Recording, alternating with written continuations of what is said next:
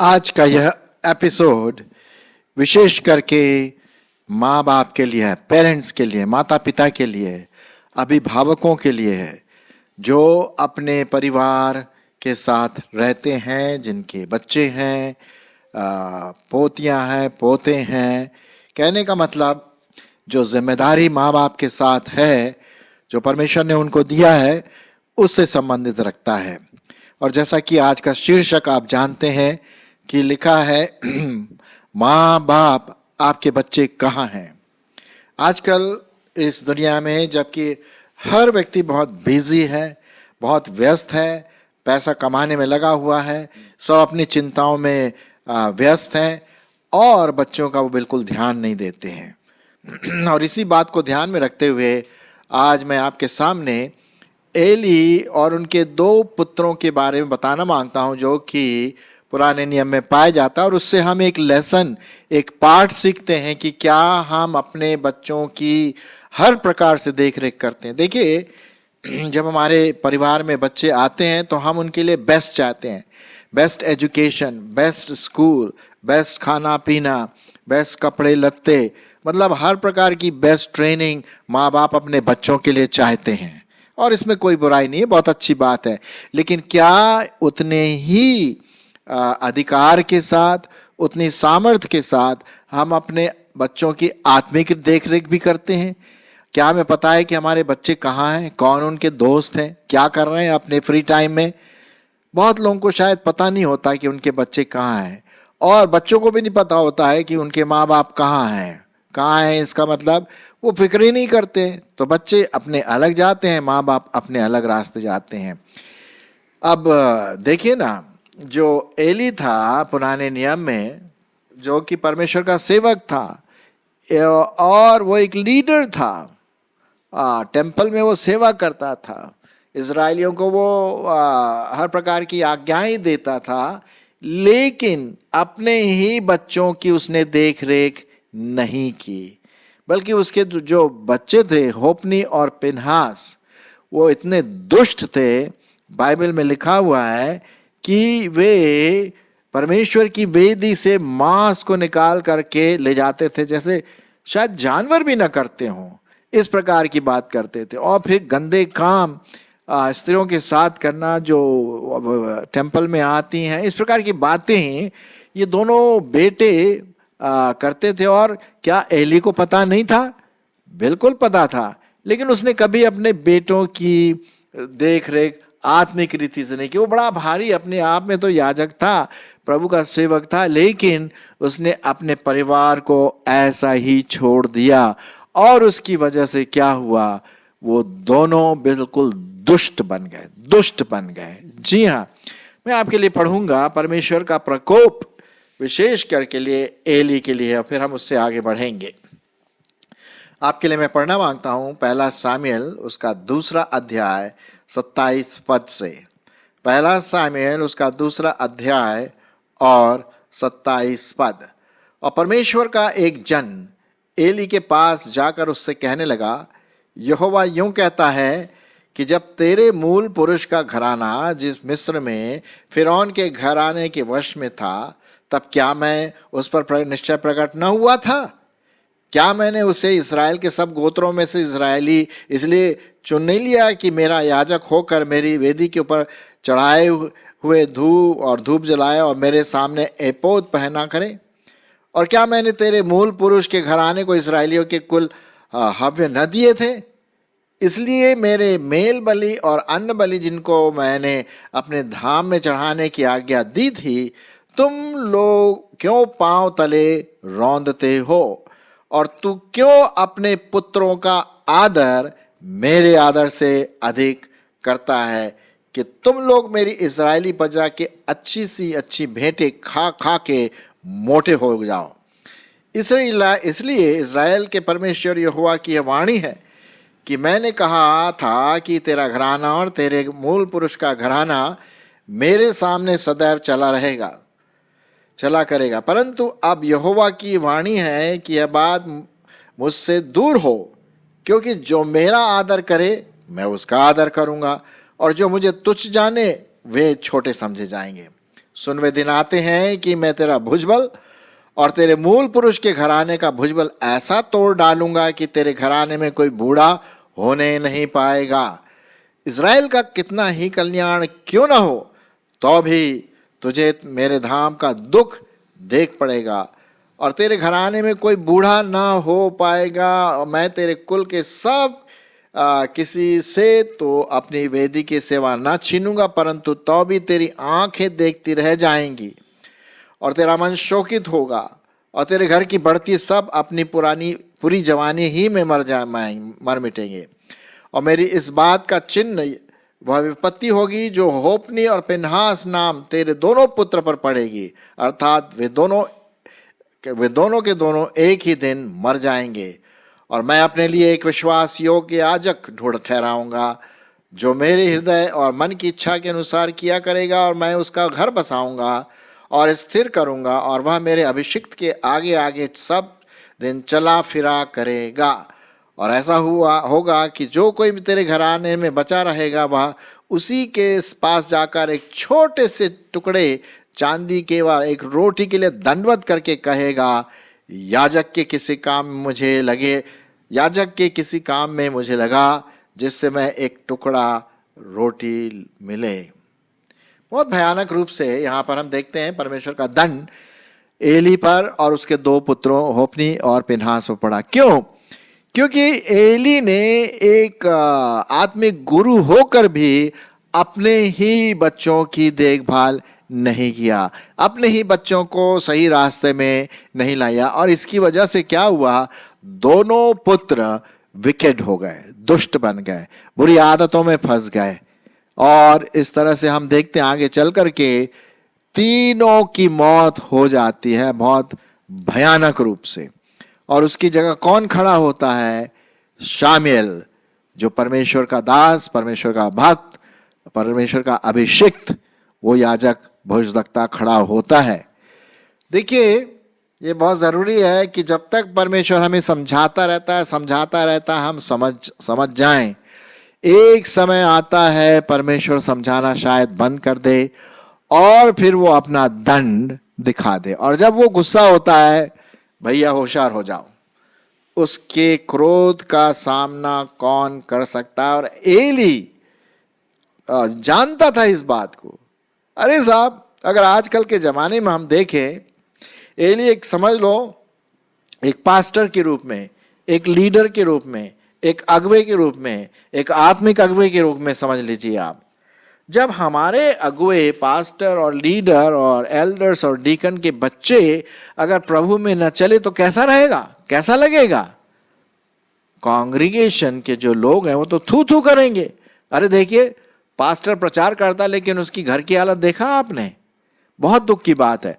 और इसीलिए एक परमेश्वर का जन होने के नाते, सिर्फ परमेश्वर का जन नहीं, हर व्यक्ति, हर माँ बाप का ये कर्तव्य है कि वो अपने बच्चे की देखभाल करे, ना सिर्फ शारीरिक देखभाल करें, ना सिर्फ मानसिक देखभाल करें, अच्छे से अच्छे स्कूल में उसको एडमिशन दिलाएं, अच्छी बात है वो, लेकिन इसके साथ ही साथ आत्मिक शिक्षा भी देना बहुत जरूरी है। व्यवस्था विवरण और उसके 6वें अध्याय में हम पढ़ते हैं, लिखा हुआ है, परमेश्वर कहता है माँ बाप से कि तुम अपने बच्चों के साथ खेलो, उठते बैठते उनको मेरा वचन सुनाओ। जी हाँ, उठते बैठते वचन सुनाओ, और जो कुछ दीवालों में लिखा है परमेश्वर का वचन, वो अपने बाल बच्चों को सिखाओ। लिखा हुआ है, मैं आपके लिए पढ़ूंगा, व्यवस्था विवरण उसका 6 अध्याय 5 पद से। सुनिए, तू अपने परमेश्वर यहोवा से अपने सारे मन, सारे जीव और सारे शक्ति के साथ प्रेम रखना,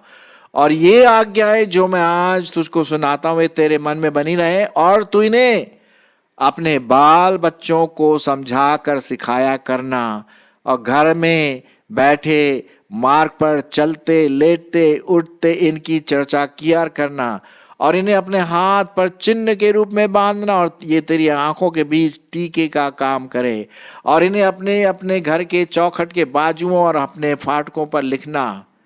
कितना अच्छा लिखा हुआ है। क्या हम माँ बाप, आप विशेष करके जो माँ बाप हैं सुन रहे हैं इस वचन को, ये आपके लिए है।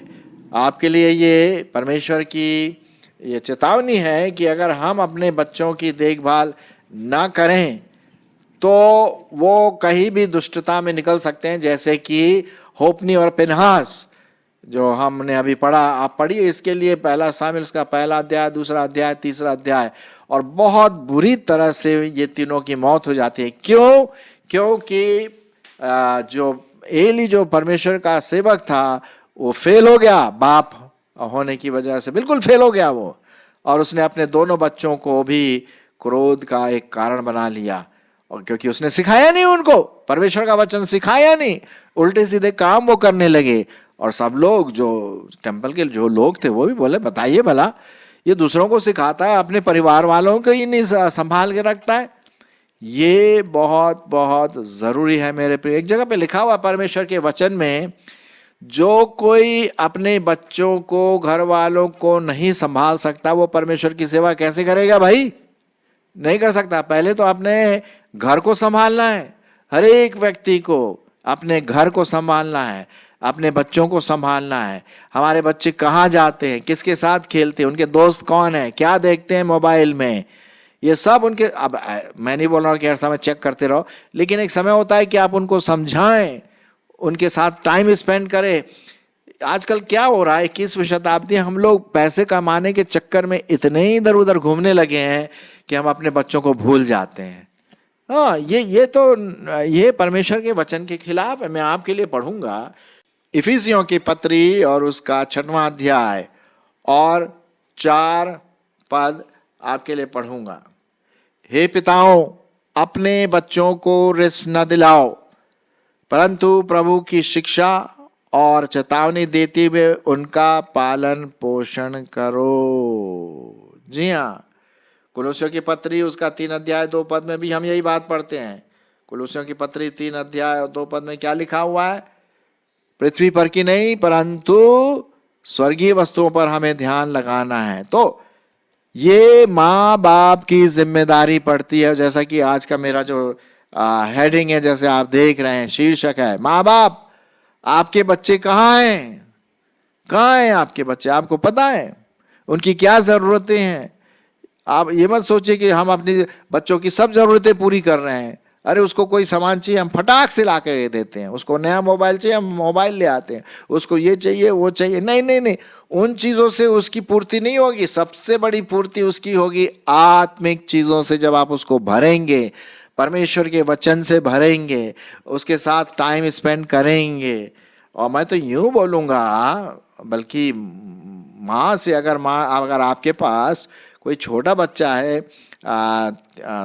2 साल का, 3 साल का, 1 साल का, तो माँ काम करने ना जाए, क्योंकि माँ को बच्चे के साथ रहना जरूरी है।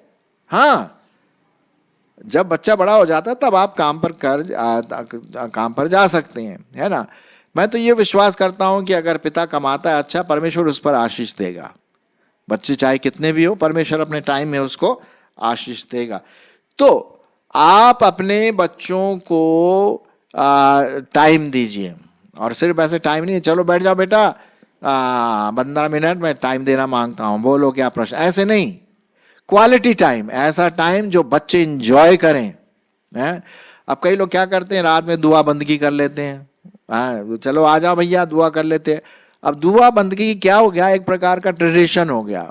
15 मिनट बिता लिया और सब अपने अपने कमरे में चले गए। कोई कार्टून नेटवर्क देख रहा है, तो कोई नेट में चल लगा हुआ है, कोई किचन में लगा। ये क्या हो रहा है? कहाँ है? क्या हो रहा है? क्या ये सच में परमेश्वर की आराधना, प्रभु के साथ संगति होगी?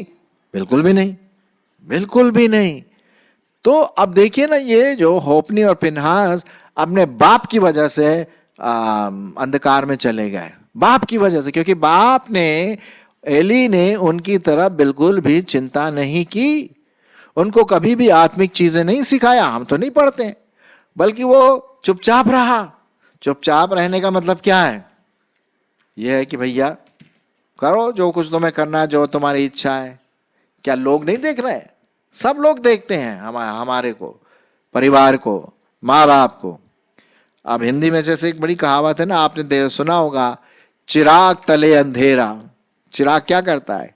दूसरों को तो रोशनी देता है, लेकिन उसी के नीचे, दिए के नीचे खुद अंधकार रहता है। कहीं ऐसा हमारे परिवार में तो नहीं है मेरे प्रियो माँ बाप? विशेष करके आज का जो मेरा संदेश है वो माँ बाप की तरफ है, परिवार की तरफ है, कि आप देखें कि मेरी बेटी कहाँ है, मेरे बेटे कहाँ है। पता लगाइए वो फोन में कैसे किससे बात कर। कभी क्या होता है कि माँ बाप को पता नहीं और बच्चे ड्रग ले रहे हैं, गलत काम कर रहे हैं, गलत संगति में हैं, माँ बाप को पता ही नहीं। वो सोचते भैया वो चर्च जा रहा है, संडे स्कूल में भाग ले रहा है, यूथ में भाग ले रहा है। अब उनको नहीं पता कि यूथ में भाग लेने के बाद वो कहीं और निकल जाता है, कहीं और निकल जाती है। नॉन क्रिश्चियन डेटिंग कर रहे हैं नॉन क्रिश्चियन के साथ। ये क्या हो रहा है हमारे मसीह समाज में? जो विश्वासी, ऐसी बात नहीं आनी चाहिए। आपके बच्चे दोस्त सबके साथ बने रहे, लेकिन जहां तक शादी ब्याह की बात है, वो अन्य जातियों से उनकी दोस्ती ना हो इस शादी ब्याह के लिए। हाँ, दोस्ती की जरूर करे, मित्र बने, लेकिन अन्य जातियों के साथ संबंध, वैवाहिक संबंध नहीं होना चाहिए। अब अगर हम अपने बच्चों की ओर ध्यान नहीं देंगे तो चले जाएंगे भाई, ये तो पक्की बात है। जब तक कोई गाइड ना हो। और लिखा हुआ परमेश्वर के वचन में क्या लिखा है? हे माँ बाप, अपने बच्चों की देखभाली करें, परमेश्वर का वचन सिखाएं, उनके साथ टाइम स्पेंड करें, काउंसलिंग करें। आज हमें बच्चों की काउंसलिंग की जरूरत है, विशेष करके हमारे अपने बच्चे। क्या हम अपने बच्चों को डिसिप्लिन में लाते?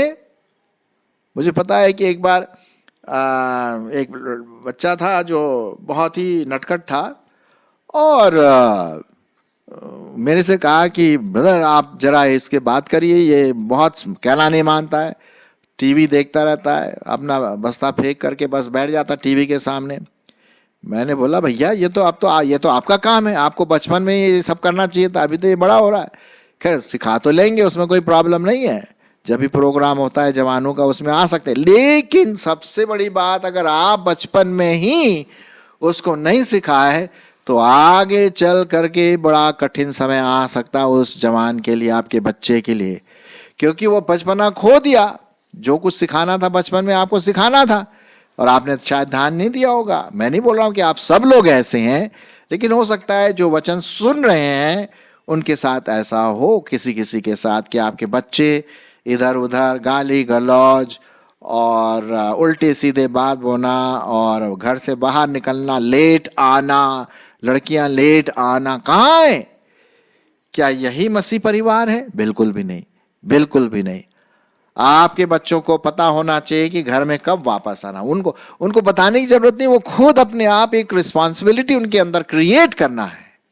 हाँ, तब तो बात बनती है ना। तो ये सब तभी हो सकता है मेरे प्रियो, जब माँ बाप खुद इंटरेस्ट लें बच्चों में। पैसा कमाना दूसरी चीज है, वो प्राइमरी नहीं है, प्राथमिकता है आपके बच्चे, क्योंकि यही है आपके बच्चे जो आगे चल करके हमारे परिवार के, हमारे चर्च के, हमारे देश के अच्छे नागरिक बनेंगे, और सबसे बड़ी बात परमेश्वर को खुश करेंगे, परमेश्वर के बेटे और बेटियां कहलाएंगे। क्या आपके बच्चों का उद्धार हुआ है?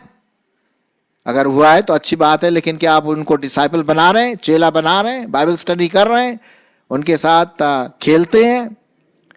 जी हाँ, ये सब चीजें हमारे जीवनों में अत्यंत आवश्यक है। तभी हम परमेश्वर का वचन उनको सिखा सकते हैं, बता सकते हैं, अपने जीवन के द्वारा, अपने बोलचाल के द्वारा, अपने आदर्श के द्वारा हम अपने बच्चों को प्रभु के लिए जीत सकते हैं। कहीं ऐसा ना हो कि आपके बच्चे होपनी और पिनहास के समान हो जाए, जो बड़े दुख, बड़े दर्द भरे मौत में से निकल गए। उनका बाप एली भी ऐसे ही चला गया, क्योंकि परमेश्वर का ये क्रोध था, दंड था उसके लिए, क्योंकि तुमने ध्यान नहीं दिया अपने बच्चों को। ये सब तुम के सब ऐसे मरोगे। और दुख की बात है कि वैसा ही हुआ। मैं बताना मांगता हूं कि परमेश्वर का वचन, जब तक हमारे पास चेतावनियां हैं तब तक मैं बताता हूं परमेश्वर का वचन कहता है। इसलिए बहुत जरूरी है कि माँ बाप अपने बच्चों की आत्मिक शिक्षा पर भी ध्यान दीजिए, ठीक है। और जब वो बड़े होंगे तब वे आपको धन्य कहेंगे कि मम्मी पापा आपने शायद हमें उतना पैसा नहीं दिया, शायद हम उतना एजुकेशन नहीं हो पाए, लेकिन आपने अपना प्यार, प्रभु का प्यार, परमेश्वर का वचन हमारे साथ शेयर किया। हम इसके धन्यवादित हैं। है ना। ये जीवन तो चला जाएगा, लेकिन आत्मिक जीवन सबसे इंपॉर्टेंट है, जो यहाँ भी है और मरणोपरांत, मरने के बाद स्वर्ग में भी होगा। क्या हम अपने बच्चों को इसलिए तैयार कर रहे हैं? ये प्रश्न है। माँ बाप, आपके बच्चे कहाँ हैं आज, कहाँ पर होना चाहिए, ये अपने आप से जरूर पूछिए। और जो भी माँ बाप हैं, अगर आप सोचते हैं कि उनके माँ बाप को सुनना चाहिए ये वचन, उनको ये सुनाइए, ये एपिसोड, ताकि उनके बच्चे सुधर जाएं और सही रास्ते में प्रभु प्रभु प्रभु परमेश्वर, पवित्र आत्मा परमेश्वर की उपस्थिति में आ जाए। और ये सब आप ही को करना है, हर माँ बाप को करना है, दूसरे लोग नहीं करेंगे। अगर हम नहीं करेंगे तो दुनिया वाले करना कर देंगे, शैतान आएगा और वो बिगाड़ देगा। तो क्यों हम शैतान को मौका दे? आइए हम परमेश्वर का वचन बड़ी दृढ़ता के साथ, अनुशासन के साथ, प्रेम के साथ, आदर्शता के साथ हम अपने बच्चों को बढ़ाएं और पता लगाएं कि क्या मेरे बच्चे प्रभु में, यीशु में बढ़ रहे हैं।